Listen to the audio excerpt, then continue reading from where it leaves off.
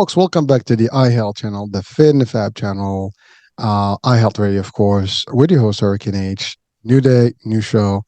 We're going to talk a nice discussion. We're going to have a nice discussion today with my guest. And, I haven't had one of those before. So I do have someone special today with me. I've had a lot of things when it comes to fitness and, different trainers, coaches, and so on and so forth. But we're going to talk about a specific area in this particular world of fitness, and that's the thing. I mean, it's health, wellness, fitness. They all tie in, and we're going to talk about a lot of this stuff with our guest today. Now, you hear me sometimes say "voila." Well, today we're gonna do the voila method. you know, so and you'll be seeing it right now with my guest Joel Crandall. He's an exercise physiologist, and he has basically this concept that he created. He represents this. It's his baby, and he's going to share that method with us. Now, I have no idea what it is. We're going to talk about it right now. I mean, you can get the hint. Exercise physiologist, all that stuff is going to work in the idea of working with folks, and training them. But I'll leave it to them. Joel, welcome to the show, man. Thanks so much, Hurricane. Thanks for having me. My pleasure, dude. It's been a minute since we booked this, and I know I want to just thank our dear friend. We have a mutual friend, you know, uh, Coach Mike. Yeah. Has connected us. So thanking him from this platform. And so Joel, I know you had a great discussion and exchange with him, and he is an awesome host and an awesome guest. I mean, he does a great job, on his own shows as well. And again, by the way, I'm all about supporting all podcasters and creators out there. Anybody that has a message to present it to people and bring in some value and insights that can help and benefit. That's what we're about. But you have a whole new concept. So before we go anywhere, can you break down to us what does an exercise physiologist do? Because people may think physical therapy, some other things, training, whatever. But let's break it down from the scientific and the background, of course, of Joel, and then we can take it there. Sure. Kinesiology, which is the study of human movement, and then just now we're looking at exercise physiology. We're looking at like the hormone levels and what happens within the body itself. So that's kind of what I work with, and what I really do is also I help athletes break every personal record they've ever had. Any athlete that's come to see me has broken a personal record after they've seen me, and I don't train them. I don't touch a weight. I don't do anything with them like that. And that's what the VOILA method is about. And we'll get further into that as we go along, because it's a little hard to explain. It's so simple, it's complicated. Oh, we have an hour to do so.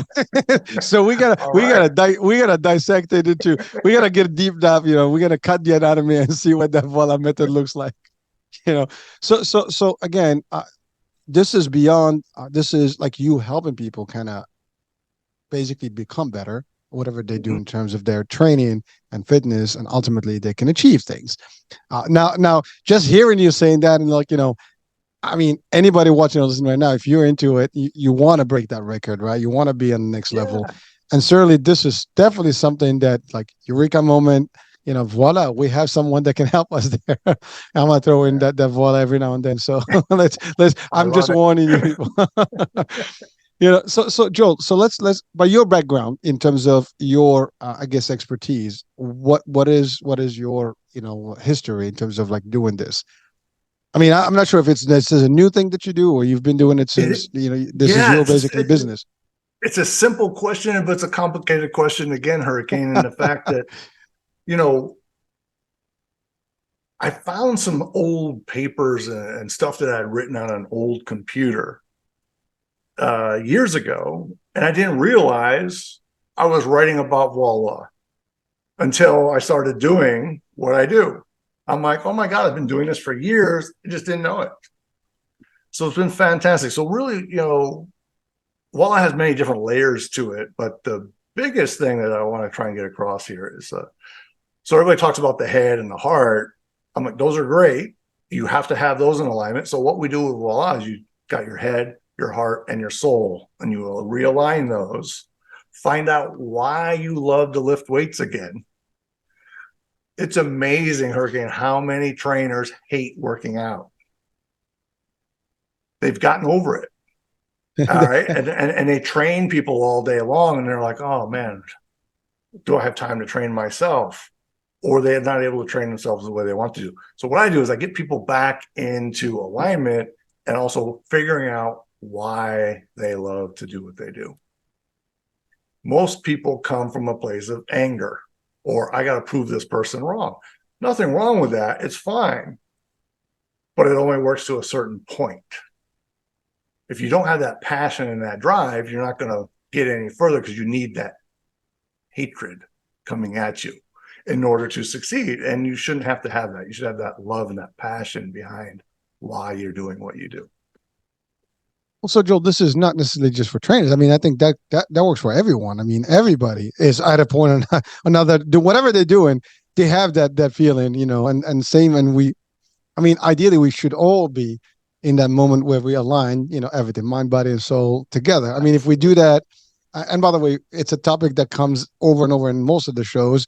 Whenever we talk about health and wellness and fitness, somehow these things align. Even when we talk just coaching and in business and the live business and type of concepts, same thing comes up again, mind, body, and soul. Now, Yeah. now, I love what you said. Like trainers. Now, again, listen. I've trained people, and I've been in martial arts, so I've trained people doing that. I've also trained people in general. And by the way, not just in the fitness training. I mean, I've also trained in a corporate world. I mean, training is training. Like you do it, Yeah, that's and right. sometimes, you don't have time for yourself. You got to work a way around that. So, because here's the Mm-hmm. thing: to be a good trainer, you need to also train yourself and keep yourself mastering whatever the art that you're doing. Absolutely. So Absolutely. I love that, because this can go deeper, and wider than just the context of exercise and fitness, right? Because I Yeah. mean, go ahead. And Sorry. that's why I named it the VOILA Method. And since you have a French background, you understand the meaning, right? And there's multiple meanings to what voila means. So I didn't want voila or what I do to get lumped into a single box because everybody likes to jump everything into a box and compartmentalize everything. But voila is there it is. Hmm? The other part of it is there you are, right? And I take those and I combine them together. Time and place, right? you, we got to make things happen, right? I mean, I love it. Well, you're right. I mean, it's a word that is in. There's two components to it. Voir, it comes from C and V, and then la here or you. Yeah. So it can be interesting. As a matter of fact, a friend of mine just posted an Instagram post about voila. That Is was that funny. right? I swear to God, she was like, and she's a French coach and trainer and stuff, and so there was a French, kind of teaching moment, and that Nice. was that was a quote that was there. So, but The it is. irony is, yeah, Go the ahead. irony is, I took 3 years of French in junior high and high school, and was horrendous. You and a few million people out there, at least in the States, the second, and we have this discussion. I had the discussion this morning with somebody about the fact that we don't have multiple languages. As a matter of fact, one of our guests also a couple of weeks, like last week, we had the same discussion about how is it that we don't give an importance to a second language in the States, as opposed to if you go to Europe, everybody has a second language plus. I mean, English is almost mandatory across the board. Then Yeah, everybody speaks a third or fourth language. And yeah, then it goes along with in Africa, the Middle East, and the Far East, you name it, they have it in the Latin, continent. It's all the same. exactly. Except in the US, we take these languages because my kids took languages too. And I can tell you, you speak to them like I don't remember a thing, or maybe a couple of words. Because Right. it's not an emphasis. It's just like to fill the curriculum. You're done, and hey, I took French. Okay, I took Spanish. Great, but Right. and by the way, languages, and this is not a topic today, but languages, if you don't practice them, you will lose them. They're somewhere in there. You got to Mhm. practice them. I mean, Yeah, one language is going to take over the others. That there's always going to be that, especially if you don't speak the others. So again, yeah, that was just a quick drive on. We just veered off for a minute, but it's still we got plenty of time to cover this. But I think that exactly. that's something for people that watch and listening, just to get you. I mean, I recommend anybody. If you can learn another language, it will only benefit you. Trust me, folks. And Right, because right, you're getting that mental stimulation too, right? And you're learning something new. And most people get excited when they're trying to learn something new. they might get frustrated with it, whether it be guitar or, and that's a whole other language in itself, It is. right? Any language, actually, Music. code is a language. Learn binary, Yeah, I don't know, learn right. coding, but And every aspect of our life, every thing that we do, trainers have their own language, body workers have their own language. Everybody has their own language, even though we're still speaking, in this case, English. But it's still its own unique language within that subgroup. Yeah. so again, let's talk about the concept of the alignment of the brain and the mind, the body and the spirit.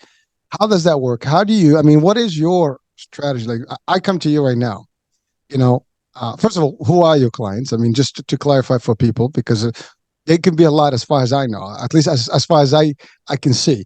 But like, who are your preferred clients, if any? I mean, you refer to like the trainers specifically. Well, I refer to them, but my clients come from all over. I got the wonderful opportunity to work on my great nephew, who was 1 day old, and his ankle was cranked off all to the side, and his foot was purple, almost like the colors in your name in the background. And the doctor's like, "Oh, it's fine. It'll correct itself." And I'm like, his ankle's dislocated. One So I just day. had his mother do a quick little correction, and it went click, and he's been fine. We also do it. Actually, just this afternoon, worked on a woman. She had a baby 8 months ago, and she's taken a few of my classes that I teach. And I said, as soon as you get the baby, adjust their spheno-basilar joint, which is deep inside their head, right? Because that's what's getting pushed through the canal, and it gets all squished and out of order. The baby doesn't cry. Like it does, it just sleeps. And she's like, "This is weird." I'm like, "Yeah, it's because he's in alignment. We reset his cranial bones in this case, so now he's not in pain, so he doesn't have to just keep screaming." Oh, that's an interesting thing. I would have never thought about that. I mean, really, that's I don't know for you folks watching and listening right now. That's the first time I had 3 kids, and this is the first time I hear about like really fixing. I mean, I get it because the kids. I mean, you can see their structure is kind of malleable at that age, and so ultimately there's fixing. Traditionally, I can tell you from a cultural perspective, a lot of cultures they bandage their heads as babies so they can keep them in a nice circumference as opposed to like getting oval and that I've seen. Now I can put one on one together. I see why they do it. They kind of align that stuff, but they did it from a cultural piece, not from a scientific. So there is some madness to that, I guess. Yeah, yeah, and what that does is it calms the nervous system down, right? Interesting. So now they're not have to be in sympathetic distress, right? They come from this warm bath, we'll call it, right? And now all of a sudden they're in the lights and getting slapped on the butt, Wow. pricky needles. I mean, people do look forward to that scream, right? I mean, that's like sign of life. I mean, we do That want is to a hear good, that yeah, first one, yeah. No, but, they but definitely certainly need that. you don't want to hear like, oh no, because it gets a little annoying. I mean, anyone who has been a parent, that first week of coming from the hospital, there's no sleep. Yeah. you Well, know, maybe now they will. They'll just adjust that spheno-basilar joint, get some sleep. well that's interesting. So basically, I mean, you're talking about touching physically, these folks and aligning them. I mean, we're not talking Sometimes. in a figure of speech. We're talking about physical alignment here, where you Yeah. can, work, the body from the top to the bottom and, making it. So again, it seems like it's everybody. I mean, from a baby to an athlete, to a trainer, to All the way to anybody that you 90 can work some on. years old. Yeah, So for basically, if sure. they can walk and talk, you can fix them. Oh, they don't need to talk. Well, they need to communicate somehow with you. Well, that's the beauty of voila, right? Yeah. And we were talking a little bit about languages, and that's why actually I really enjoyed it. We talked about languages really quick because I went to Japan. I don't speak the language, yet I was still able to work on people because voila is a language within itself. Because when I assess people, I don't have to verbally talk out loud, but then once I touch them and make a correction, their whole body feels it and lights up, and they just look at me. I'm like, oh yeah, we're totally communicating. Well, listen, I mean, you don't have to say words to me. If you just make me feel better, I mean, we already communicated. We're connected. You're my Yeah. favorite person right now. Here's the thing, though. Listening to you, and I think everybody watching and listening right now, I mean, you do ask the question, like, I think we all need some alignment here, because I've had chiropractors, I've had therapists, and each one of those areas they do have a piece of the puzzle to help us get better physically.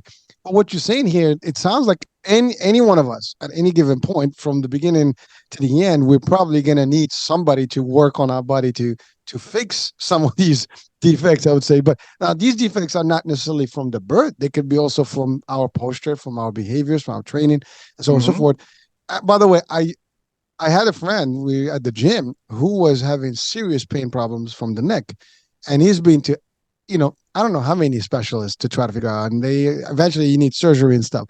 So if you don't mind, Joel, let's talk about what are some of the things that create these problems. I mean, obviously, for a baby, we get it. I mean, they're still fresh in this world. I mean, they just need to be because they got a pull, and then people are literally just pulling them out, and there's too many hold in. So and at that time that can happen. But we all grew up. We fall, we slip. We work out, we do different things, we sleep wrong. I mean, there's so many things that we can do. I mean, everybody plays some sort of a game, and even if today's generation doesn't do a lot of outdoors, at least they're playing games on a chair. Oh Their yeah. body is also not aligned correctly. So let's talk about like the anatomy, really. Like, how do we need to be first, and then what are some of I guess, the spectrum of problems that you see, and how can you possibly help people get better with them? Wow, a lot of questions you left that wide open for me. I love It's it. it's your show, dude. I just lined it up open ended. So let's just give it to them. We want to learn here.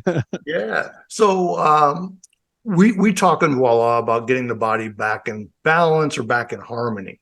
So, but back in balance doesn't mean perfectly straight. It's almost like a Jenga, right? You're gonna have a little piece off here, you're gonna have another piece off to here that counterbalances it. But what I do, so not all my corrections where I'm helping people, we call them corrections, are physical. I had a woman come to me with a frozen shoulder, and I talked to her for an hour. Never touched her shoulder. All we did was talk. I'm like, by the way, can you raise your arm up over your head? And she went, what the hell? Hold on. I had one of those, and it was like I couldn't go beyond this. I mean, Yeah. I thought it was like the rotator cuff and everything, and then I went to a doctor. They did the whole work, and eventually it was just a frozen shoulder, and I had to really do the therapy to keep it going up and stuff. And Yeah. but I had to do the exercise. You just talked to this lady, because it was mental probably. So It that's probably was. it. Yeah. It was, and right, and that's more the emotional and the spiritual aspects, and combining those. Physically, it was okay. She was limiting how it was going to move. So that's why it's unique, I think, in what I do. Some corrections are physical, and those are, to me, the easy ones. And those come from what we call a direct force trauma, some Accidents, sort yeah. of injury or lifting a weight or falling off your bike or a car accident, something like that. But car accidents a little more complicated, because then you also have the emotional aspects of them getting back into a car again. So like I had a client, she's like, I remember everything you say until I get into the car. I'm like, oh, we have to work on your trauma in the car. So it's fascinating with that. And then the third part, right, the spiritual part, and what I do is I find when that person lost their wings, is what we call it, right? Because we're the pure, like the babies, they're pure. But then something happens, like especially us boys, right? We go running off of a roof and realize, oh, I can't fly. Bang. I So, have a story about that too. oh no. Hold on, true story. I mean, when we were kids, a friend of mine, we actually, people are gonna probably like, this dude is crazy. We were kids, and so there was this little building, and there was a grass piece that's outside, and the building was maybe like 4 feet, 5 feet up, and we would go on the roof of this building and jump into this grass piece. It was just like, and there was a cartoon, so we were trying to be like the cartoon. And so this dude actually, went over. He fell while he was talking. He cut his tongue in two pieces. He literally, we had to take him to the hospital to stitch it up. And I'm telling you, so talking about kids with wings. I mean, we thought we did have wings. It didn't work out well for us, at least for one of us. So I mean, it's amazing how people have these problems sometimes because we have these perceptions. I can tell you, I used to think about like I can do it. Like your mind says like you can probably jump that far. No, you can't. Your gravity is going to pull you right down. So sorry. It feels great. I'm sorry. When what? But when you make it, it feels great, right? Well, I don't know if across that. I mean, we all have limitations of how far we can go in the air, right? Yeah. But Joel, one thing is that you said is, I mean, really, you're referring to the power of the mind. I mean, we hear about placebo effect, right? Where people are told stories that they don't exist and they accept them because they believe in something. In this case, I mean, especially in the medical field, I mean, you do a placebo test and people think like I cured, but they really got selling, in their blood, but they think they're cured because the mind makes it, real. And that's exactly what you're saying. I mean, some people have no problematic physical problems, but they have a mental blockage and whatever, and then they tell themselves that I can't move. And then ultimately, subconsciously, they're stuck. And I've seen that through hypnosis. I've seen hypnosis doing what you just said, where you talk to someone, you hypnotize them, and they do things that they did not think were possible. And I've seen it. Yeah. I mean, I was skeptical, and I've seen it enough to know. And I even got myself hypnotized a few times, so I know I believe in these things, and they do. It's real. It's not a fake, folks. This is not two people talking about some woo-woo, voodoo business. It's really stuff. It's voila. And what I've learned is most people's pain, whether it be physical or emotional, mainly more emotional, is they veer off of their soul path. And all you have to do is course correct them back to their soul path, find that passion again within themselves. And it's a really sad thing, Hurricane, is it's how many people, I've been doing this for so long, how many people have lost, like, I don't know how to be happy anymore. I don't know what brings me joy. Like, those are really complicated questions for them. But once they discover it, they feel it. And all of a sudden, you just watch their posture change right in front of your eyes. And we haven't done any postural exercises whatsoever, yet now they're standing upright. I worked on this chiropractor. He was probably about my height. And I had to make a correction. Actually, it was to his sphenobasilar joint, so his head. And I literally, my hands started raising up. And I had to go up on my tippy toes to complete the correction. He was like 6'5" when we finished. And about 3 weeks later, or 3 months later, he's like, Joel, he goes, I haven't had to go to my chiropractor. I'm like, I know. So here's a chiropractor that no longer had to go see his chiropractor to get fixed. It's fascinating. It is. I mean, well, first of all, I love the description. I mean, he looked, shorter than what he was because of the way he was, I guess, positioned. And as you were opening him up, he just basically extended to his ability, right? His ability, yeah. It's. I mean, it's hard. Like we're talking about it, like I'm trying to visualize the work here because you're right. There's a mental aspect of everything. And by the way, that mental aspect works reverse because if you have pain, you can really get debilitated, with it because you feel that, oh, my pain. And the more you're going to think about it, it's just going to be worse.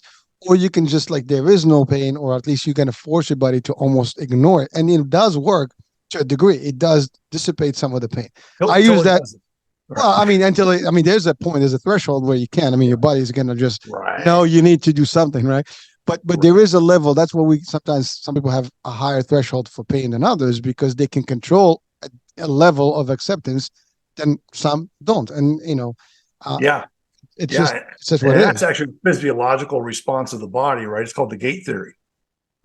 right? So your sensory receptors be sending messages to the brain, but they don't go directly to the brain. They go to the gatekeeper first, and the gatekeeper goes, you can handle it. We don't need to, contact the big guy. He's busy until it hits that threshold, right? Or, the water over the dam. And now the message gets to the brain and brain goes, oh, I just got to do this. But it's real. I mean, again, I experienced that. Like I go through a lot of pain sometimes, and especially when you fight and you work out and do things. I mean, anyone who's training somewhere, they have pain, and it's just the level of how they take it. I mean, they used to make fun of me in my class, because when we train and I'm like thrown or whatever, or like I'm being locked or whatever, and it's painful, right? Or the joints are being manipulated and it's very painful. I laugh as opposed to like, screaming. I just laugh. That's my scream, right? And it works for me laughing at that time, almost like it takes away from that, excruciating pain. I mean, the pain is there, but that's just my reaction to it. I kind of changed my way of like most people, oh my God, oh, it hurts. I just start cracking up. And like, I'm the only one who cracks up when you get hurt. Yeah. But it's just it's a different way of the fight and flight response, right? Most people do, right? They're going to scream out in pain, but a yawn could be that, or laughter. It's the same thing. It's just a different way of expressing it. Yeah, but again, it's not really your typical response. I mean, most people have one way of responding. Like we all know, like pain. Oh my God, you scream. Pain. I laugh it out. I mean, I'm like literally, I go hysterical, with laughing, but because that's my pain, I'm just laughing it out. but it's all the mind. Yeah, well, that's just it, right? That's the beauty of it, right? Is you're taking that and you're flipping into laughter, and laughter is a healing medicine in itself. Works. Right? Yeah. At least for me, it works. Yeah. It's better than the alternative, right? I mean, listen, the pain is limited. Obviously, when you're training, you have that moment, and then everything is relaxed, and you go back. But at that moment, it does help you kind of take away, that negativity, because you don't want to. Because if you are upset, if you get into so much pain, you get upset, then your reaction becomes negative. That's just. Again, that's a technique I use on my own. What taught it to me, I just kind of figured a way out. That was my way out. But it's related to what you just said. Yeah, but what's interesting too, again, is everybody thinks that you have to hurt after you work out, and you don't.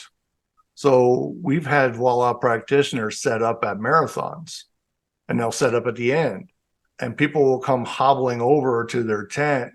And they'll use the VOILA method and work on them, do some physical corrections, and the person walks to their car like they never ran a marathon, and you don't get sore. You got the magic touch, man. It's just a different way of looking at the body and how to get it back again. I had a good friend of mine. He's a personal trainer. And, he's telling me, he's like, oh, I've been to see all the best doctors up and down the East Coast for my back, and nothing has hurt. Nothing has worked. I seen, all these different kinds of therapists. So he's at my seminar, and his buddy's like, hey, if you can fix my buddy, we'll buy into this stuff. I'm like, well, then man up and come on up for a demo. All right. Just throw it right back at him. Right. Nice challenge. Yeah. You're going to challenge me. I'm going to challenge you back. Hey, listen. In a nice way. So we get to where I'm covering back pain. So he comes waddling up. He can barely walk. He comes, his gait pattern is all like a waddle. Comes up, I run my VOILA assessment, which we'll get into in a little bit of like what I'm looking for. And I go, oh, I just have to make a correction to your nose. He's like, what? I go, yeah, I got to make a correction to your nose. So I reach up and I make the correction to his nose. And he starts giggling. Right? He's just probably related to you. Right? I'm like, are you okay? He goes, I feel stoned. I'm like, yeah, you're finally getting oxygen. Right? Oh shit. So he was not getting enough breathing contact. The breathing is shortened. Right. Which was affecting his intrinsic core, which was affecting his back pain. He walked back to his desk like a human being. I Who go, knew? guys, you've been up and down the East Coast. This is the hardest case you gave me. Give me a break. That's amazing, though. I mean, listen. I mean, folks, you're watching and listening right now. Just probably like just open your eyes bigger because I mean, who would have thought that you will align a nose and then you're going to be different because you're oxygenating better. That's not something you would think about. I mean, I don't think we're walking like maybe there's a problem with my breathing now or stuff Right. because we don't know. I mean, Right. ultimately, like I said, we have not had one of you before. you know, I'm not even sure if, I mean, are there a lot of you out there? I mean, besides your method, but people that do the work you do. I've had people come up to me and say they do the work that I do, or they'll say, "Oh, whoever comes to see me, like, oh, I have a friend that does what you do." And then when I get done, they're like, "No, my friend doesn't do anything like you do." So this is pretty unique. What I'm doing here, But just looking at the but body. it is your concept, right? I mean, but the base of education of it or the base of training on it, it's something that's available. But your style is different. Your approach is different. Am I getting that right? Um, so if you, I'd like, I think we'll go back to the nose to, so Okay, go for it. physiologically, yes, it helped him breathe better. But really, what I was doing was affecting his diaphragm that runs like the mohawk. It's called the fossa cerebri inside your skull, and it separates your left and your right brain. And not very many people know about this diaphragm that's inside your head. And so that's what actually, by moving his nose, I was affecting that diaphragm in his head. But again, that's the question I have is, I'm sure like you talk to a doctor, they probably know that exists. They don't. No, I have a great story about that. Please share. Because the reason I'm asking, because I know someone's watching like, what are you talking about, Joel? Right. Because I mean, it is unique. I mean, this is the first time like I'm hearing something of what you're stating, right? So yeah. Please, the story, man. Yeah. So I played football in college, and we had this one kid on the team who was super smart, and he was also in the athletic training field. And so we got together for 88, our undefeated football season. So we all got together for the 30th anniversary of it. And so he walked in. I was so excited to see him. I hadn't seen him in probably 30 years. And I'm like, being a smart ass, I was like, "Hey, are you a doctor yet?" And he goes, "As a matter of fact, I am." I'm like, "Oh, that's awesome. That's great." I go, what are you, working on? What are you studying? What area? He goes, the brain and brain injuries. I'm like, "Oh, fantastic. So yeah, you got the spheno-basilar joint and you have the occiput to the spheno-basilar joint, and it goes like that." He goes, "Joe, stop. I have no idea what you're talking about." And then he goes, "Joel, I'm going to be honest with you. The research and the studies that we have been doing to help people with brain injuries isn't working." And I go, "I know. And I can tell you why. It's because you have to get the spheno-basilar joint functioning again. And then you can do what you do. But you have to get this functioning first. And most people, this doesn't function.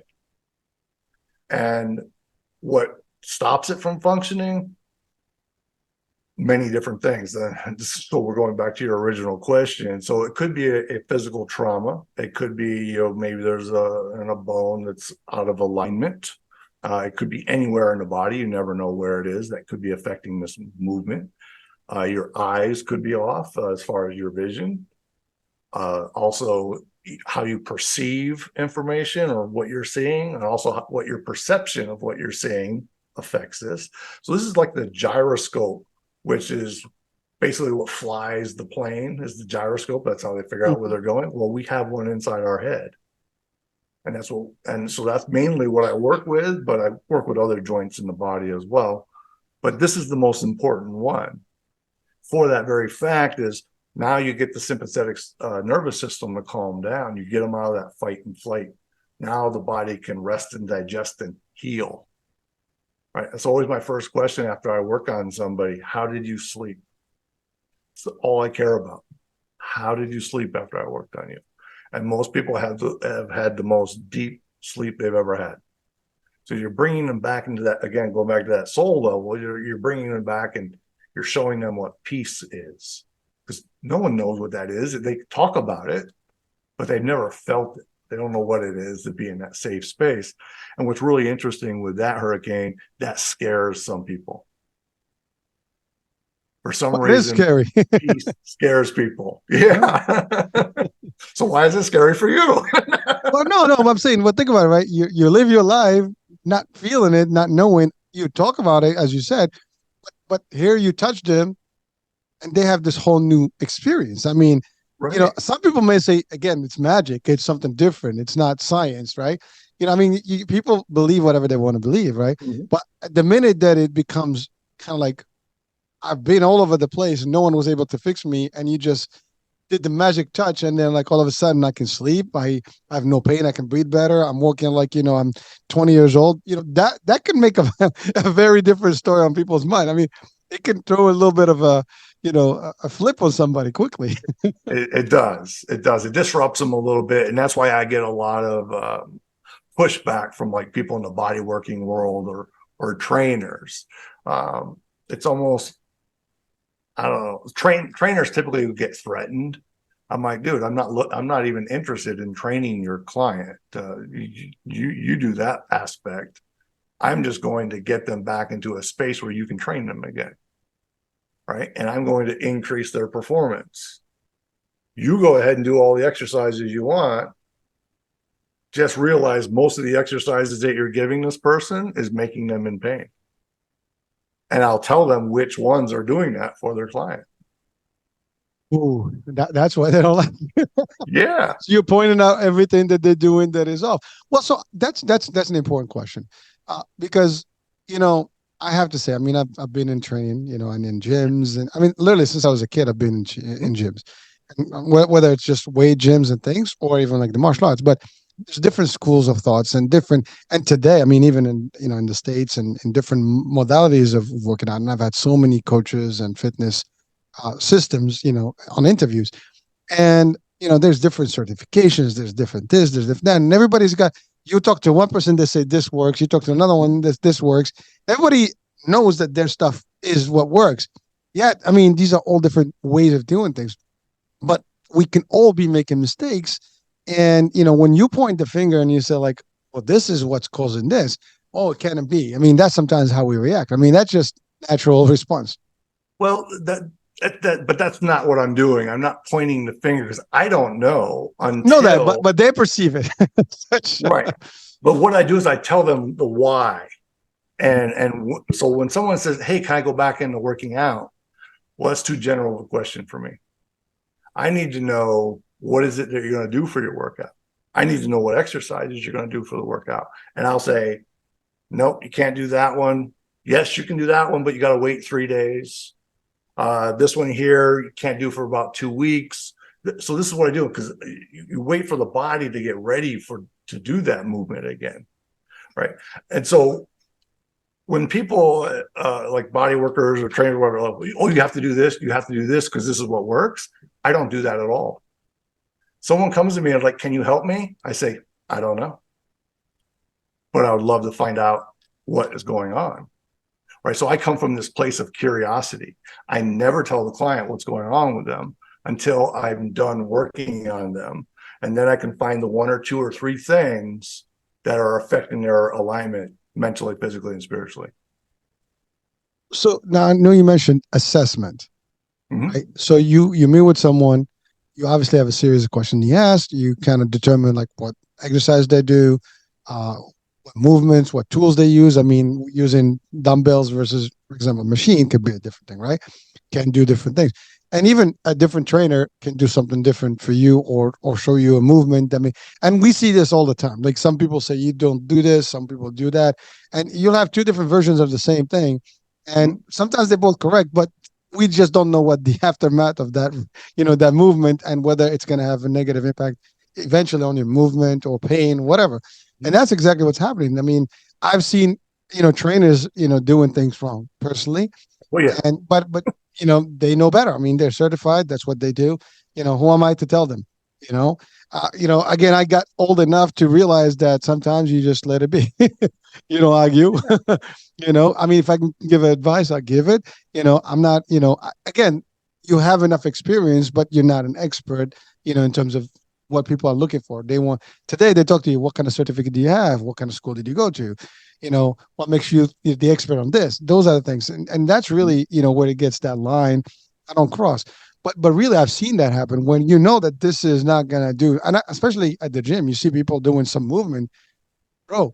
You're hurting yourself, but you can't. You tell them now, and they look at you like you don't look Yeah. that big, for me. Yeah. Like so they evaluate you differently. I'm like, listen, I had my share of years of training. You know what? I'm still making it slowly, but I want to make that 80 with less problems. you know, Right. but Right. good luck, man. Have fun. By Yeah. the 30 years mark, if you're still feeling good, that's great. But the way it looks now, it's not going to be good in time. that joint's not going to make it. Well, that's the thing. Joints are probably one of the worst places when you have pain. I mean, and by the way, we hear this all the time. As jokes, like as you get in age, you know, aches and pains from all over all your joints are kind of like saying something to you, and that comes from your history. Whatever you started doing early on Yeah. is going to be a problem. In our arts, like for example, martial arts, we manipulate the joints. I mean, that's how you Hmm. control people. I mean, Yeah. you twist those joints, where they really become like, oops, right? So your body Yeah. is like reacting, and that's what you do, and that's You, an impact. yeah, you just nailed it. The joint tells you the story. So after I work on somebody, I can recreate and go, oh, you were in this position when you got hurt. And they're like, how did you know that? I go, your body, your joints, like you just said, tells me the story. That's all I have to do is listen to what the Bro, joints are saying. I think if I'm in front of you, you're probably gonna find a whole book. But I to use just the gotta word, write a lot of stuff. yeah. Have you ever become a champion? No, no, that's not Right. my route. Yeah. No, and that's okay. That's not my point. My point here is we're talking about peace and knowing what peace feels like, right? And this isn't a bag on you at all, but it's like you don't know what being a champion is like either, right? Agreed. I'm just giving a clarification, a parallel, so to say, right? Not Most that of you're us are not not. amazing, Most of us are right? not. Right? Right. There's only Yeah, a few champions out there. We know them. right, right, Yeah. right, and it's a Gotta be different real. feel, right? But to stay in that martial arts aspect is that's I'm not comparing myself to Bruce Lee, but it's like have no form. Sorry, right?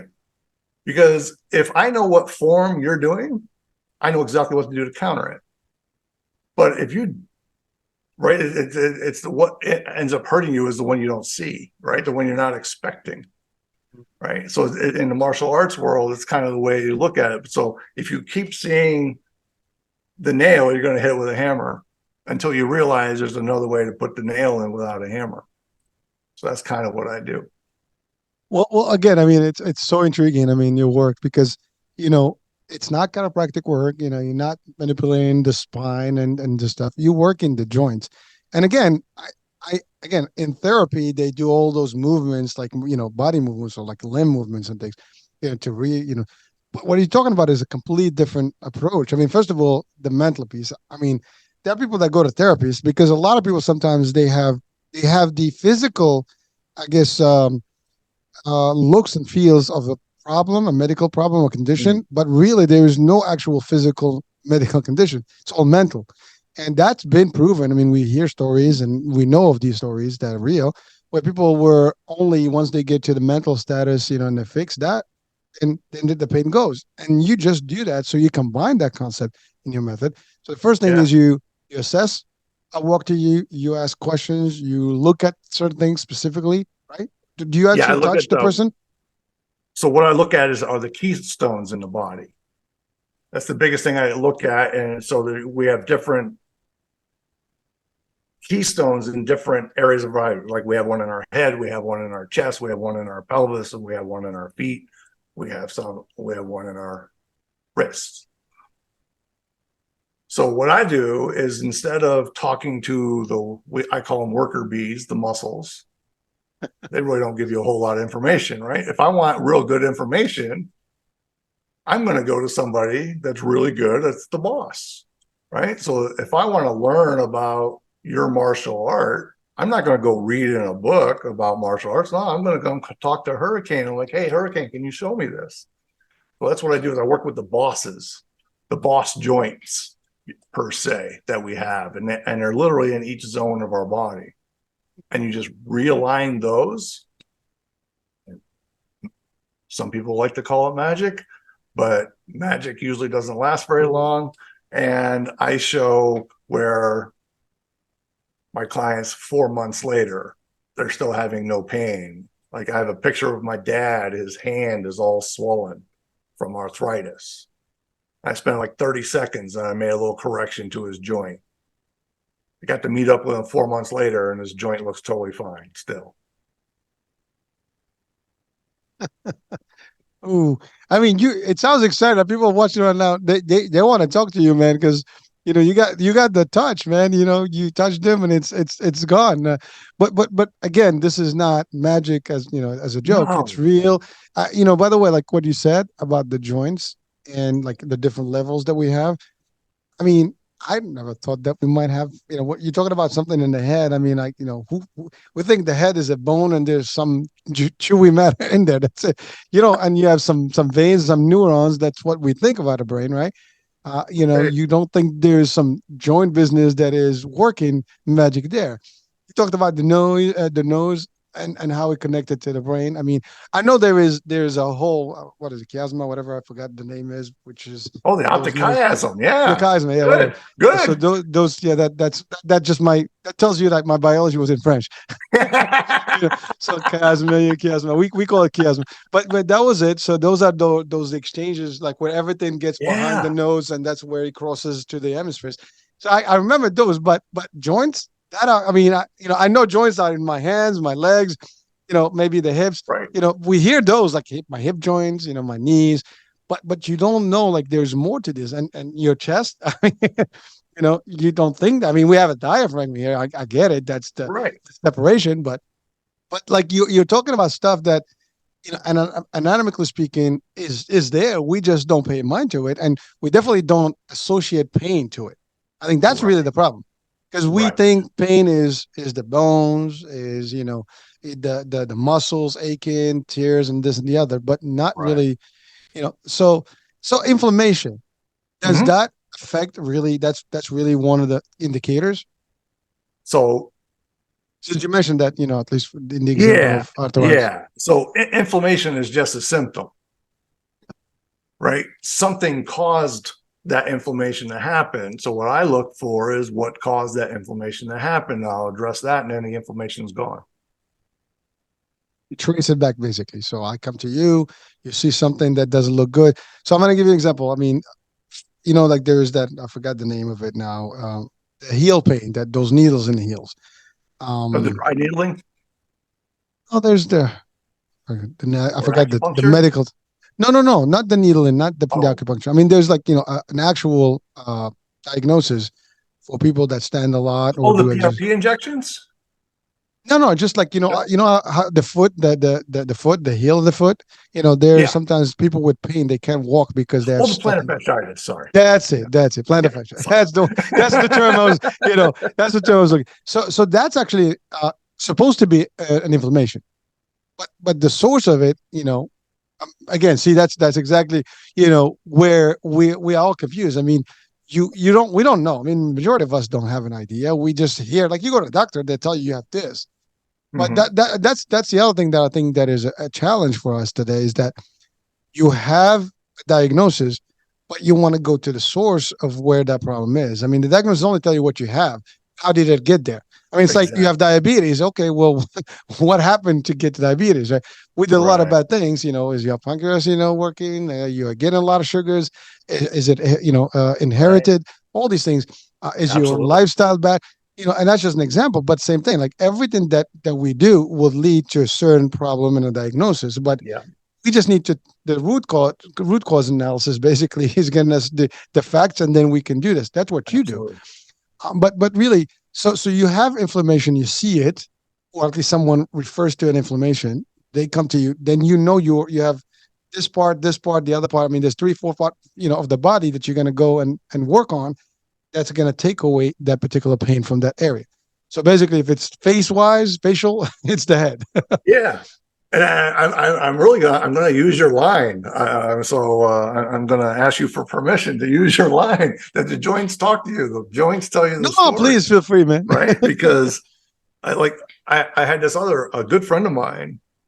She was having arthritis in her hands, and it kind of came on suddenly. So she's going to her doctor, and they're doing all the rheumatology tests. They're doing all the blood work. And the blood work's coming back negative. So the doctor's confused. Like, you have rheumatoid arthritis, yet it's blood work's coming back saying, no, you don't have rheumatoid arthritis, but yet I can see it. So I'm like, can you come and see me? I'm curious about something. I want to just see if it works. So she comes over, and I look for the root cause.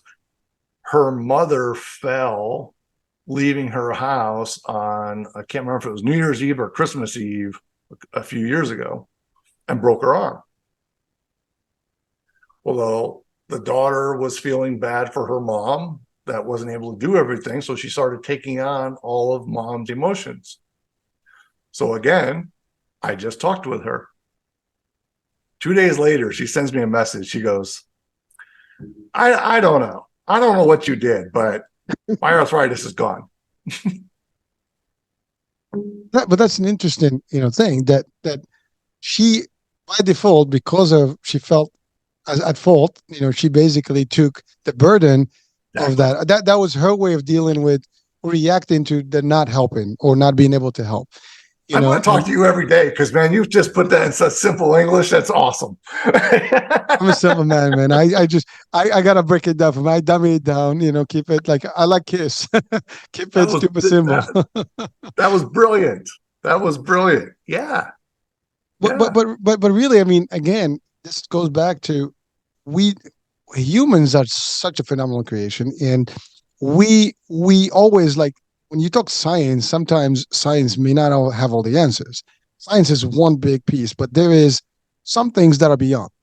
I mean, there is the spiritual realm of, as one, and that affects. There is the mental piece, which is, again, that's the other part.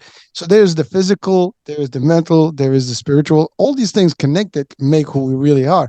One can affect the other. I mean, you can be good spiritually, and you can, literally forget all your pains. I mean, that's the other thing. I mean, you have people who have so much faith. I'm talking in the religion concept, and everything they can endure. They have nothing scares them. No pain can actually take a piece at them. As an example, but the mental effect. I mean, this is not even her trauma; it's somebody else's trauma. But because she was involved in it, it became her problem. And that's the thing. And that's energy too. I mean, we're talking about the stuff that is weird, but energy. If I come to you gloomy and I get all kind of like mushy, bad, spiritual, physical, mental stress on you and dump. I mean, we hear this. Like, someone comes to you and they become like completely nagging and negative. You just become like them. You become also nagging and stuff. It affects you. Or you can. You could. Or obviously. You can interrupt it. Right. And that's what I try to do, is interrupt it. No, interrupt, or even you can switch it. If your energy is stronger, I mean, this is like, those phase, like the laser beams, like, bashing each other. Who's going to get to the other side? Like the Iron Man business. Right. But it takes a lot of energy to change it sometimes. So it's exhausting. So we just move away from it. Right. So we don't have to deal with it. But if it's somebody that you really love and you care about, you're going to do what you can to help them. I call it flipping or rotating their energy around. Give them a different view, a different perspective to see if they can relate to it or not. Well, Joe, so really, essentially, your work is someone has any problem physical, you will assess them, you will talk to them, you will assess their mental abilities and not abilities, but mental acceptance of things. And if there's that, and you can discover it there, that ends the concept, because typically that's where to start. And then, of course, if it's not, then you touch the physical aspect of it, and then you interrupt whatever that stressor to that creates the pain, and then basically you make sure that they have their wings back. As you said, they can fly. That's a summary right there. Again, I'm not getting the actual method itself as Yeah. is. Now, I'm sure there's tools that you use. I mean, I mean, is it just question and answer? Is it like an Yeah. assessment, a physical survey type of thing that people do? So it goes back to what you said earlier about science. All science is asking the right question, right? If you're not asking the right question, you're really not doing science. I mean, you're doing science, but you're not doing full science, right? So, and that's what I found out is like each level that I teach, it's about getting better and asking the question or asking the right question for that particular issue. So that's why when people come to me, I'm like, you bring in your list, and I'll have laundry lists come in and I'll look at it. I'm like, okay, now tell me your story, and I'll listen to that. And then I'll start finding parallels. Because I listen for parallels. I'm like, oh, well, that's connected to this, and this is connected to that. Oh, I just need to take care of this. And then everything goes away. So it's just listening to because everybody does it, right? We all have experiences, and then we have another experience that's very similar, but they're not putting it together, that they're paralleling each other. So you just put all those, you can stack them up and go, oh, that's why you do this. And then we just go back to that spot, find out, why they did it. And let's be honest, hurricanes, sometimes can be quite traumatic. And you're not going to get rid of it like that, right? I'm having such a great time talking with you. I don't want to be either Debbie Downer and tell a sad story here, but No, some people please. have been Yeah. some people have been through the ringer. We'll just put it that way. Stuff that you and I, maybe we could, but we haven't had that experience. And we probably feel, well, I can't speak for you, but for myself, you feel that people shouldn't probably have to have had that experience, but they have. I'm trying to be gentle in what I'm saying here because I don't want to trigger anybody. But it's been a really rough life, and they've never had a childhood. So now, right, because we were talking about joy earlier, and not being able to connect to joy. Well, they've never had it in their life because something traumatic happened to them at such an early and young age that it was unspeakable. We're not going to talk about, and that's all they know. So that's the world, that's the realm they live in, and that's how they see the whole world, as a manipulation. We'll put it that way. But Joe, thank you. And by the way, that's a fact. I mean, everybody, no one knows what everybody else is going through except those people. I mean, everybody's got some story in their life. And, some of us are maybe different than the others, but everybody's got some level of trauma that we've experienced throughout the course of our lives. I mean, it depends how long you live. I mean, you have to go through some. I mean, even the fact that, for example, a general trauma that everybody experienced was the pandemic. And as it sounds, I mean, we all had it. We all experienced it differently, but we all were in it. No one can say I didn't, unless you were born after 2021. You existed in and you probably were conceived with it, the 2020.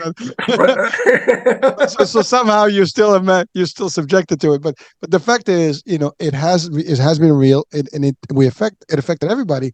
But everybody is different. Different countries had it different. Different states had it different. Different cities, different socioeconomics had it different. And depending on where you stand in terms of your own, I guess, upbringing, the experience would have been different.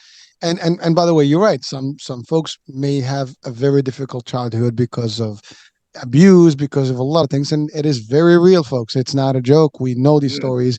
Whatever is out there, you see in the movies, and I'm just going to refer to the movies or the news. It's real. I mean, the movies are fun, dramatic stuff, but they have a lot of true, factual stuff that's behind in these stories, and sometimes they depict, the reality of things. It happens. People see. I mean, we have wars, for example. You see a lot of bad stuff happening. I mean, we're seeing 2 wars running right now in the world, and we see atrocities, and people that at the end of the day, That if you ever seen an accident, forget the war. If you see an accident, that picture stays with you. I don't know if ever someone's Yeah. seen someone hit hard or like having a bad fall or something.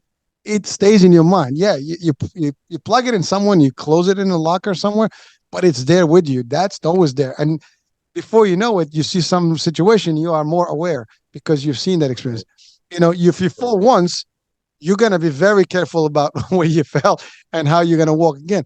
And that just to simplify it, but there are extreme levels of this, and you're right. That Yeah. impacts every single aspect of your life, how you behave, how you talk to people, how you react, and how you're taking it within your body. Because I think your body is going to be the actual canvas that you're going to work on. It is. And it's it's It it's is. it's not, we do this to ourselves all the time. Yeah. I just fascinating thing happened since you brought up war. Because in Lebanon, what was it? It was 2 years ago when they had the explosion at the Oh manure yes, factory or that was whatever. crazy. Yeah. Well, I happened to have a person that contacted me after that they were starting to feel pain, and they grew up in Lebanon. So, and I think they grew up in the 90s when there was a war. Mm-hmm. And I think she was maybe 6 years old. And she remembers being so scared that she broke out into hives. So here we are now, however many years later, had the explosion there again. And she contacts me. And so we start working. And I find out that, at 6 years old, the fears and all this. And that's what we're working through. The next day I contact her. I'm like, how'd you sleep? She's like, I think I'm doing better, but I broke out in hives again. It was that we brought up all that emotion of when she was 6. We didn't mean to do that, but that's just what happened. That was her body's reaction. It went back, but that helped her healing because she went through that process, but now as an adult, so she could process those feelings. Is that? Yeah. I mean, again, there's It's the fascinating. subconscious. It is. I mean, Yeah. you see, we talk about the consciousness, or the conscious part of our brains and abilities, but subconscious. And by the way, when I had shows about hypnotherapy, and I think, if I'm not mistaken, a majority of our stuff is in the subconscious. Like more than 80% something happens there, as opposed to what we know. And so all these things are basically they're absorbed, and we choose to put them away and put them in compartments and departments and lock them away, or whatever storage, Yeah. areas. But then, if at the first sight of something, it goes right back to that first event or tragedy. And that's the thing. Like when people, for example, that come from, like, the soldiers that come from war zones, and they have PTSD and stuff. Again, we had a few talks about that. They experience those things. I mean, they hear something as simple as firecracker, and now they're thinking that it's wars. Like they react to it, and it could Yeah. be it could be a whistle for whatever it is. It meant Mhm. something to them. It could be any noise. I mean, it creates that like fear factor, and then it just jumps right off. Unless you get rid of it, it's not going anywhere. So, and then it does affect like your body, because again, you might be reacting to it. You might even be moving the wrong way because you try to to keep a certain position, whatever it is. But I Right. can see those things happening, and Yeah. it's crazy, man. But I Yeah. think That's why we it's are. never. No, Huh? sorry. No, I said that's go why ahead. it's never made sense to me that 4th of July we're setting off fireworks. And I'm going, what about all these people with PTSD that had to live through all these bombs? Now that you said that, I mean, that is a fact. I mean, fireworks are becoming part of our culture now. I mean, Yeah, everywhere, all holidays, not just yeah, 4th of July. that's true. I, all holidays. I mean, New Year's Eve, you name it. I mean, what Yeah, do you call it? Labor Day, Memorial Day. I mean, all these holidays they come up with stuff, and a lot of states you can buy fireworks anytime, right? And it creates a little bit of a super reaction, And you're right. yeah, People may not think about that because we only think about ourselves. yeah. Just You may keep not think about them your in that neighbor, loop. Yeah, keep them in the loop. Yeah, but it's great awareness. Thank you for bringing that up, you know, it's because just always been in my head. It's no, like, no, why do but we? I can tell you. I mean, definitely it's something that is there's a good question for psychiatry is because, you know, how do we work these people to avoid that reaction if they hear something like that they've experienced in a negative way. See, that's the thing. The fireworks has nothing. I mean, if, for example, my when I was a kid, my first job was in Disney, so fireworks were like, Yeah, every every day. day. But so to me, they bring a enjoyable moment, right, or a Right. good memory. But if they bring a bad memory, it's the opposite. You're like on the other side of the spectrum, Yeah. and so that's the problem. It's like, what is it attaches to? What is the link? And that's really what makes a difference, and that will have a reaction in your body, like you talked about the hives. Yeah, and thanks for flipping that around to the beautiful side of that, right? You're at Disney, The positive, yeah. happiest place on earth. Here's hurricane watching hurricane, fireworks, and happiest place on earth. So yeah, it's a happy memory. That's awesome. Yeah, I mean, look, I've seen probably some of the best fireworks in the world, and there was, believe it or not, there was a show in Disney called Surprise in the Skies. It was a daylight fireworks. It was so Daylight. powerful that you could see them in the daylight. I mean, it was colors and stuff. It was during the day. It was Wow, literally never heard every of that. day. Yeah, yeah. They had them in the early '90s, and that was called Surprise in the Skies, and it was like top engineering, and they were in the day, not at night. Fireworks at night. These were during the Yeah. day. And the only time they didn't do them, if it was going to be like a thunderstorm, they would cancel them. But it was like for at least the time I was there, they had them every day. Uh, Wow. yeah. See, I So learned something new. yeah, yeah. I mean, it's funny. These things they had the characters flying over the actual park with one of those flying kites, whatever with the motor kites.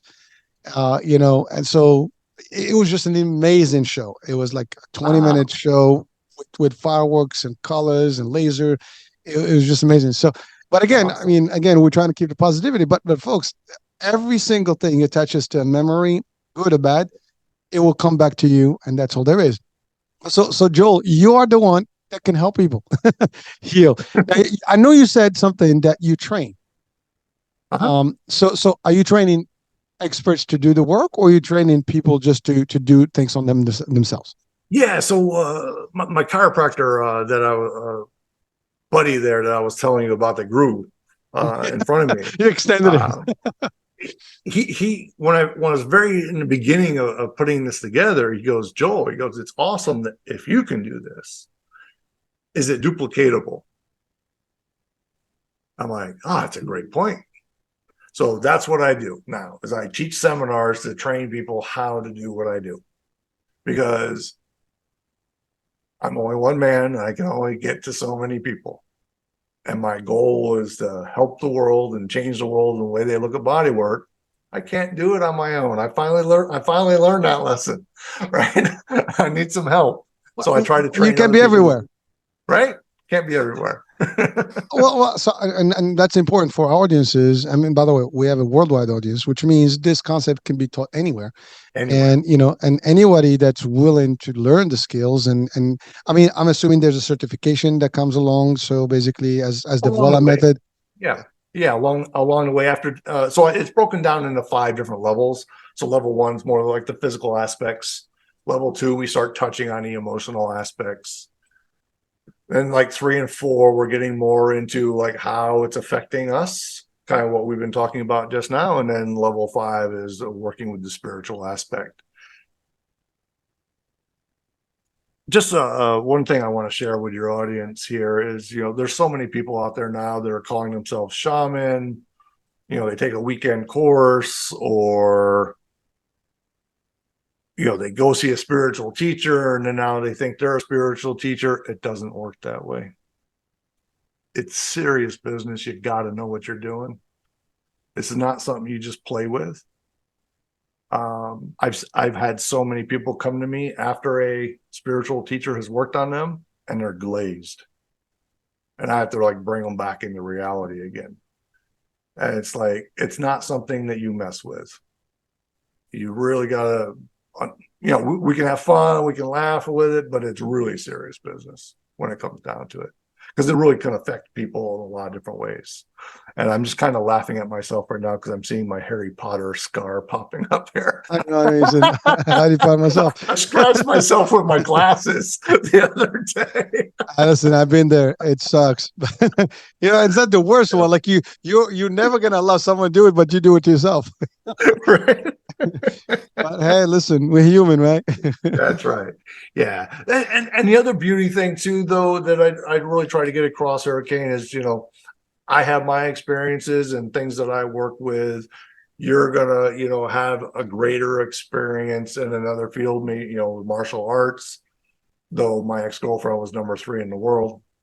So I worked on her. She was funny because she's like, "Oh, what you do doesn't work.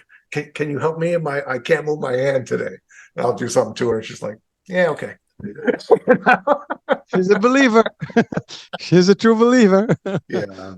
So it's pretty funny with that. So one thing I know, the spiritual part is probably going to confuse people. We can just because people think when you talk about spiritual, they're going to think about religious spirituality. They're going to think about, as you said, the shaman and things like that. Can you just clearly, or briefly explain what that is for them? I mean, I know we've talked about giving them the wings back, meaning they give them their soul, their true essence, right? But again, you need to understand what that is. But for most people, they think that's kind of like a little bit off, from the right. It's on the left side. You're good. You are good. Yeah. So we talked about the head, heart, and the soul. Your body, your spine is the antenna that leads you back to, however you want to refer to the higher self, God, universe, supreme source, whatever it is. And that's how I talk with people, is what makes you comfortable talking about God. Some people, that term is nails on a chalkboard. Other people, it's Jesus. Other people, it's Muhammad, whatever. And it doesn't matter. It's just, so what I'm doing is realigning the head, the heart, and the soul to reconnect to your higher self. And that's really what I'm talking about with the spiritual aspect, is dealing with that and realigning someone. Just, as you said, we live through life and we veer off our path a little bit, and you just nudge them back. But the beauty is, and the art of it, is you get them to realize it, that they want to get back on the path. You don't force them back onto the path. And that's what a lot of people are doing with the spiritual aspects. And you can't, in my opinion, you can't do that because it really disrupts them. So you just give them a little nudge and you let them turn on the lights to the next light pole down on the path. So it's just reconnecting them to their essence, as you put it so perfectly. Well, in essence, you do not really go into the religion. Their beliefs are their beliefs. This is more about just tapping into their belief, basically. Whatever your system is, you're just enhancing their experience within. Yeah. Am I getting that picture right? Because it doesn't sound like you're aligning them to. Yeah, it's whatever you believe is. Whatever you believe, it doesn't matter at all, really. Like, I will tell people, because it makes me feel more comfortable, that I got this information of VOILA from my mom after she passed away. And I go, "Oh, my mom helped me download this information." Well, I say mom, but what's the reality? It's God. And then it comes down to, what is your definition of God? Right? And some people will say universe, but my mind thinks in multiverse. Authority. I mean, again, but the reason I asked that question, because we have, obviously, as a worldwide audience, we have hundreds of belief systems. I mean, we have 3 major ones, a few major ones, but we have a lot of fractions and different deviations of the belief system. And everybody's got a way of, and it's very taboo. When we're talking religion, people get very sensitive. So what you're doing is really just, working with them to get in touch and aligned with whatever their current belief system is. You're not telling people switch your religion. You're not moving them. You're not a Yeah. missionary on on a mission to convert Yeah. people. So I just wanted to get people clear about that, so they don't think like No. again you're. I love that you did that, and it's such a great point. And again, I'm going to give kudos to you. You're so good at what you do. Is like I come from it to the point where I love learning about their belief, their religion, right? And it's excitement. I'm like, oh, I really don't know too much about this. What can you share with me to help me understand? And then I go, oh, he really wants to understand what I'm doing. So they feel like they're being heard, and they are being heard. But then I can, take their words and their language and use that to bring them back onto their essence, their path. So yeah, it doesn't matter what anyone believes in. Like I even said earlier, I may not even speak your language, but we can still work. Yeah. All right, we got that straight because someone's like, well, are you using are you, because again you might have your own beliefs, so people think that Joel is trying to push his belief into me and therefore they will put that nice barricade. But Yeah. if it's not that, there's a physical, obviously the benefit is going to be physical primarily because you're going to feel no pain and so on and so forth, but it helps to be aligned with your higher being or your higher authority, and that's always a good thing, right? I mean, I think Yeah. I do believe that anyone with some sort of a belief system is going to have a better personality and better being because you elevate yourself. If you don't have any belief system, that's when you're a lot easier, I guess, to be deviated into the wrong stuff. Because if you have a fear of authority of a higher, an outcome that may not be good, in most of the system, there is a bad outcome if you're a bad person in this world, right? Yeah. So That's what if you most think people believe, right? exactly, if Yeah. you're gonna think about, I don't want to go to that burning place, right? So therefore, I'm gonna be a nice person. Well, then therefore, you do better. Whatever the actions you're gonna take are Yeah. hopefully gonna get you away from there. So again, this Yeah. was just for me to try to get clarification for our audiences, but Perfect. certainly I love it. I mean, the mental piece is big. And by the way, the mental piece it touches on the spiritual piece because a lot of the spiritual has to do with the mental, and it's both one and the same almost. Yeah. So that's one thing that I want to clarify is everybody thinks, or some people might think that physical, emotional, spiritual, and they're separate. No, they're all intertwined. It's just like our DNA. You cannot separate one from the other. You can't. So that's why the VOILA method is all encompassing in its work. And that's why I can't just talk about the physical aspect. I can't just talk about the emotional aspect. I can't just talk about the spiritual aspect because it's all the same. It's all one.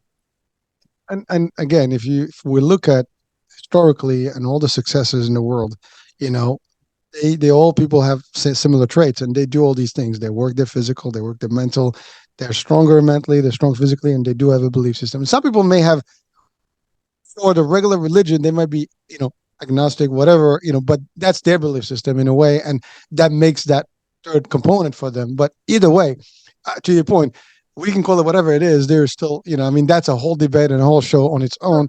Because at the end of the day, I think every human will eventually admit that there is some, level of authority beyond who we are.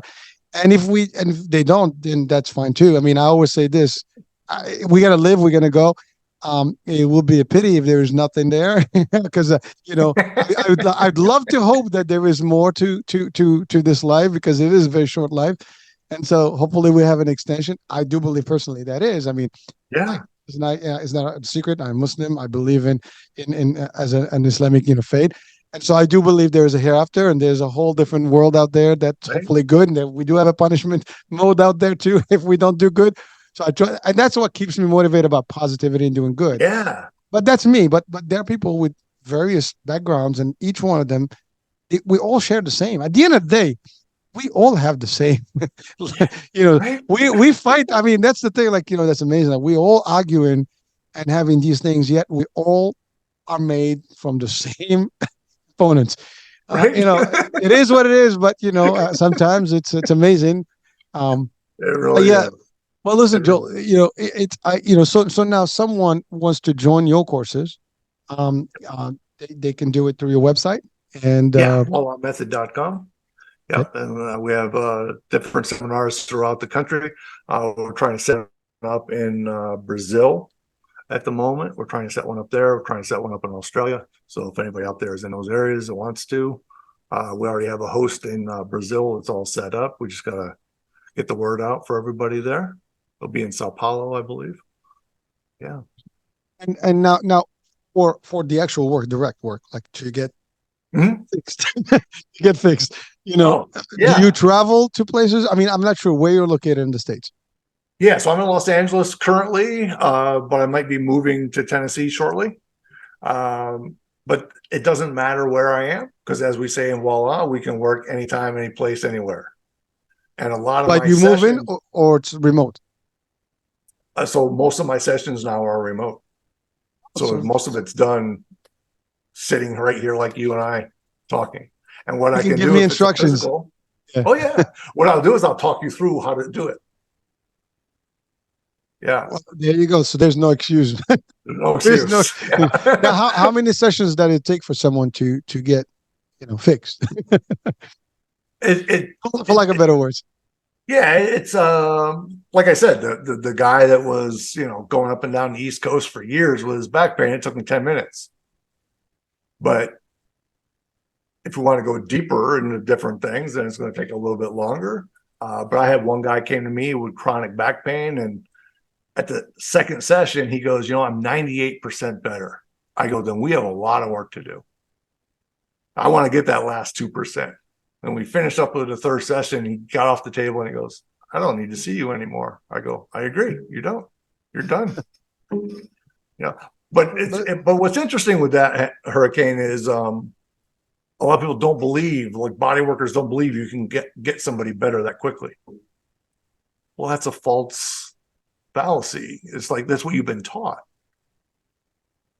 Now I'm learning because I went through all those modalities that they've done. I'm learning that no, you can help somebody really quickly. But again, if we're talking into some really horrible, childhood emotional trauma, you're not going to get rid of that in 10 minutes. That's a process. And then there's going to be different layers of it and different triggers of it and whatnot. And that's a process, but you get to see the person grow.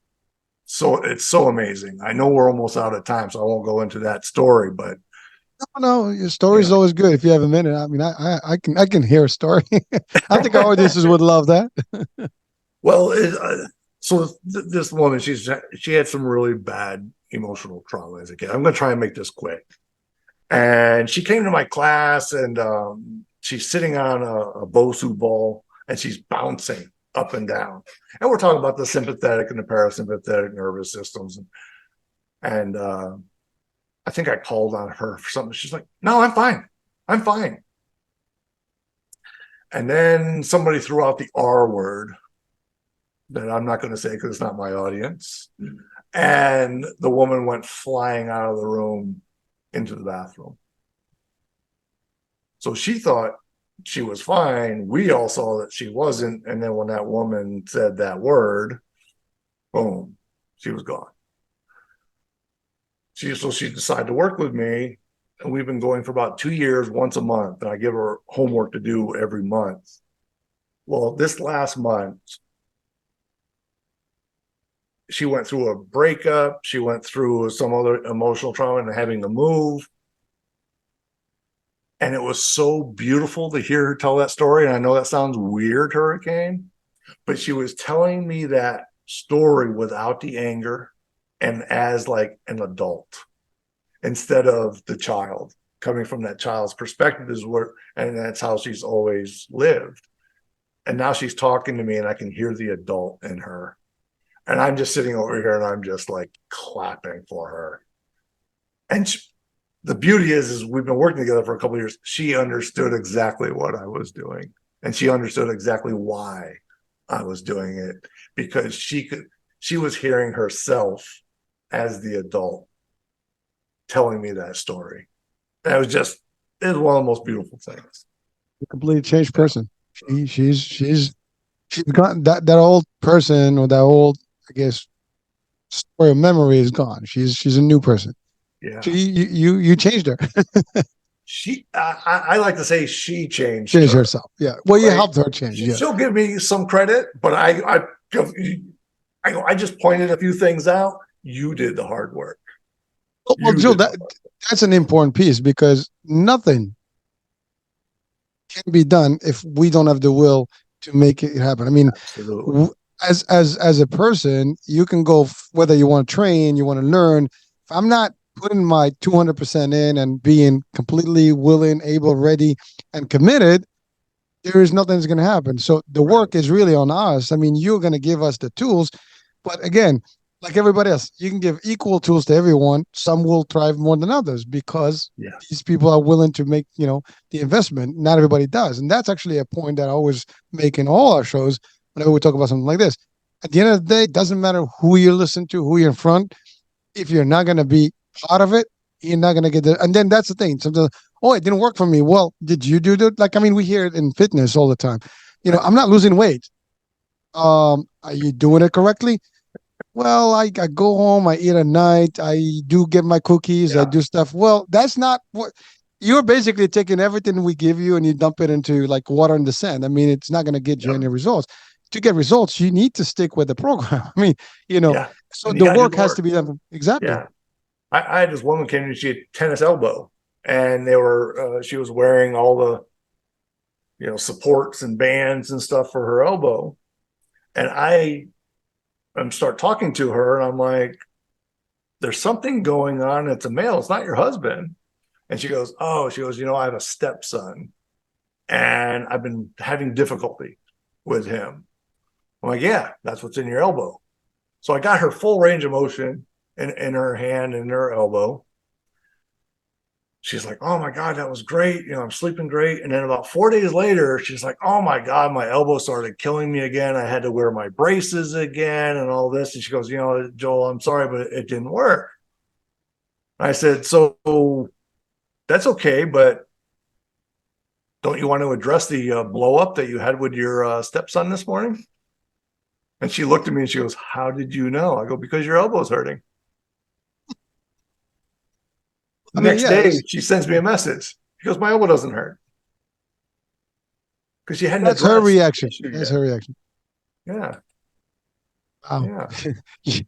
You have you know exactly what the triggers are. She has an allergy. And it's Right. like allergy. It's not It allergy. is. It's That is a brilliant example. It's like allergies, right? Different foods, right? You eat it and you're like, oh, that stuffed my nose up. Like, oh, there must be something with that food or that. Well, in today's food, you never know, right? It could be some sort of chemical or pesticide or whatever it is that's on there. So, but yeah, you just figure out like what is causing these issues, and then you just make sure that you can look at them in a different perspective, right? Like you took my words and you put them in a beautiful bow, so it was really super easy to understand. So I definitely appreciate you doing that, you give me too much credit, right? but I'll take it. Again, like I am the first client here, so I'm always trying to absorb it too. But sometimes I have to break it down in a way that I can understand it. I mean, Yeah, again, your language is a lot more advanced than mine. I just want to get it not to at all. to the basic elements that I can relate to. And that's the other thing. Like I sometimes I like that because that's how I'm able to also share that information. Can I Yeah, understand it well, I can share it easy. If I exactly. am not understanding it, I mean, I'm just basically just a board.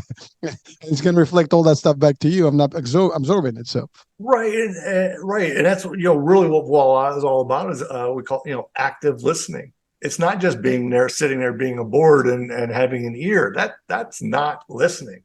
That's just what, right? But it's that active listening. It's that interaction. It's that engagement. And again, you just nailed it again. I'm going to open a hardware store. So I'm going to let you in on a little secret here, Yeah, go Hurricane. ahead. Have you noticed in the last minute or so, I kept giving you compliments and then you laugh. Yeah. So I realized that, yeah, you're not real good at taking in compliments. Wait a minute. What do you mean? because you laugh and you kind of brush it off, like, oh, you're giving me too much credit, you're giving me this. So I was kind of testing to see how well you are at receiving compliments. I take them for what they're worth. I can't say I For can't deny what them. they're worth, right? Oh, so you just told me that my compliment wasn't worth anything. No, on the Ah, contrary, just on the kidding. I'm just kidding. contrary, I'm just playing with you you still now. tested me. Eh? But that's really what it is, right? I mean, I take the compliment. I mean, I Yeah. listen. I can't. I see that's the thing. Part of me, I don't always. I'm used to one concept. I don't Yeah. want to take the credits. I'm not that kind of person that always wants Exactly. like to have that. Exactly. Not me. It's really for my audiences, for the people. Yeah. Um, I like to be more of a giver than a taker. But and that's always been my thing. Like I work in Yeah. anything. Like successes for me are a reflection on everybody else around me, and I'd rather give than take. Yeah. And it's And- fulfilled me all my life, and I'm happy about it. So I yeah. take them when they are, and that's Yeah. it. So I'm going to give you this one more compliment, and that's what's beautiful about you. Really are. I've really enjoyed my time with you. Fantastic. But the flip side of that, and that's not so much about you, but there's so many people have a hard time taking a compliment. Right? I couldn't do it. It was For so those of you hard. if you're listening only, he was pointing at himself here, I Joe. was pointing at myself. Yeah. We got to give a descriptive to our audiences online. Yeah. But I finally learned just say thank you. Right? Yeah. Listen, that's a powerful word. Two words. They're very powerful. I mean, gratitude and just saying thank you. It's not a lot. No. Like just say it. It doesn't hurt. I mean, thank you very much. I'll take it. You know, Yeah. uh, by the way, when I say for what it's worth, to me, that's actually, a higher level because the word to me is important. I mean, Yeah. I'm taking knowledge. And by the way, I think the best gift that you can give anybody is knowledge because the more we learn, the more we elevate.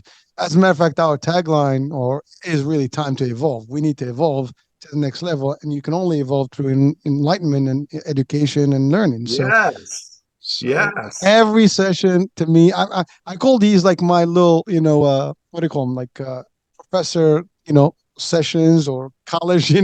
courses. These are like educational sessions for me. I learn from them. These are like my nice little. I'm going to any of those courses that you pay for so you can get some knowledge. I get them right through here. Yeah.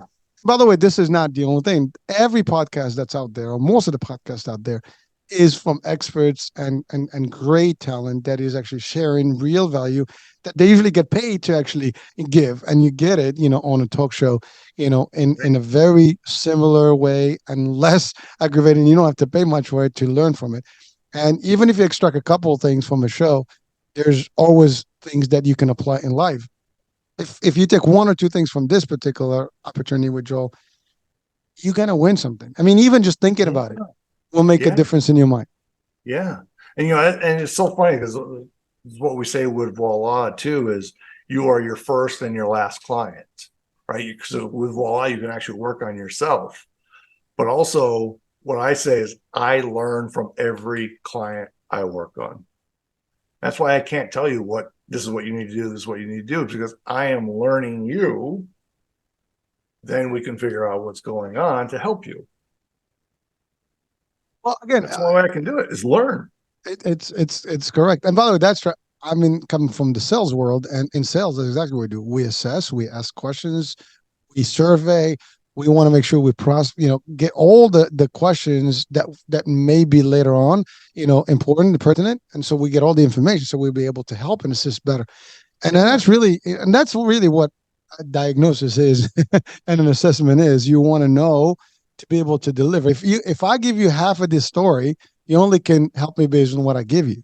So I'm giving Right. you, some tools, but not everything. And therefore, you might give me a whole different, formula that is not going to work 100%. And that's exactly what happens. Someone cheats; they only cheat themselves. Yeah, and I've had that happen. Somebody was at my door, but like a lot of modalities say, oh, you have to believe in what you're doing, or somebody has to believe in what you're doing. But what I find with law, that's not the case at all, because they may not believe in you, but then you make a physical correction, and then they can feel and notice the change. Then they start buying in. Then they start telling you the real story of what's going on. And that's what's always fascinating. I had just one guy in class where I do a blindfold test. I'll blindfold them and have them walk. And you'll see them veer off in one direction or another. Then I come back and I make a voila correction, put the blindfold back on, and they walk straight. And this one guy told me I was trying to walk crooked to prove you wrong, and I couldn't. There's all skeptics out there, right? So, Oh, yeah. listen, I'm telling you, for any skeptics out there, the only way to do it is try it out, test it out, and test it out with the intention to really verify and learn, and you will. That's happened to me. I told you in hypnosis. I first didn't believe in it. I thought it was some BS stuff, and I tested myself into it, and I actually timed it and everything, and it worked. And I've done it, about 4 times already so far. And every time I did the hypnosis sessions, they work. They're not just fake. They're real. They work 100%, and there's a result. It's the same thing here. Everything, if you put the right intent and the right word, you're gonna get the actual results. Yeah. Well, Joel, listen, I know I took you a little longer than expected, so we've run a little over, but it was fun. I every really morning. appreciate it. You are amazing at what you do, and the way you just wrapped everything up. That was great. Thank you. Thank you, and it's my pleasure, and an honor and a privilege to have you on. And definitely, folks, I hope that you've learned a couple of things. You do have a resource. Again, if you're skeptical, well, what do you have to lose? Find out. Reach out to Joel, and I'll have the link on the description of the show. So click, go. And Perfect. again, you want to train, that's an opportunity. You want to get fixed, that's an opportunity. Both are good for your listeners out there. And so any last words that you want to leave our audiences with before we close the show? No, I think you summed it up beautifully. I just please reach out. You can reach out, I think, through Pensight. It's like you can do a 15-minute thing. Just we can talk about things, answer some of your questions. That's free. It's no cost for that. And then you can decide if you want to do a session after that. There you go. All right. Well, so this concludes our time with Joel. Joel, thank you so much for being with us. It was a pleasure. Likewise. And so that's it, folks. We'll be talking soon. New day, new show, new topic, new guest. Stay tuned. Bye for now.